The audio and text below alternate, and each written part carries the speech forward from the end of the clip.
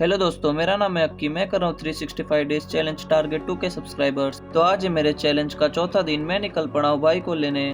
भाई को पिकअप करने के बाद और फिर ड्रॉप करने के बाद मैं अपने काम पे जा ही रहा था तो मुझे मिलते हैं भाई जिनको चाहिए थी लिफ्ट। फिर भाई को लिफ्ट देने के बाद और फिर उनको उतारने के बाद मुझे दिखी इतनी सारी भीड़ के बाद मैं पहुंचा अपने फर्स्ट आउटलेट पे। अपना ये आउटलेट क्लियर करने के बाद मैं निकल पड़ा अपने दूसरे आउटलेट पे। फिर जब मैं अपने नेक्स्ट आउटलेट पे जा ही रहा था तो मुझे फिर से दिखती है भीड़। फिर आगे जाके पता चला कि किसी की हो गई थी डेथ। बीच में मैंने कैमरा बंद कर दिया था क्योंकि वहां से जा रही थी मैयत। मैं यहाँ घड़ी वाले के पास आया था क्योंकि मेरी घड़ी हो गई थी खराब। फिर अपनी घड़ी को चेक कर फिर अंकल को पैसे देने के बाद बाकी के पैसे छुट्टा लेकर मैं निकल पड़ा अपनी नेक्स्ट आउटलेट पे। मैं मार्केट से जा ही रहा था तो मुझे याद आया कि मेरे दोस्त को देना था एक सामान। वो तो था नहीं तो उसके दोस्त को पकड़ा कर मैं निकल पड़ा सीधा अपने नेक्स्ट आउटलेट पे। मैं जा ही रहा था तो मुझे आया बैंक का काम याद, मगर आज सैटरडे था तो इस वजह से बैंक बंद था।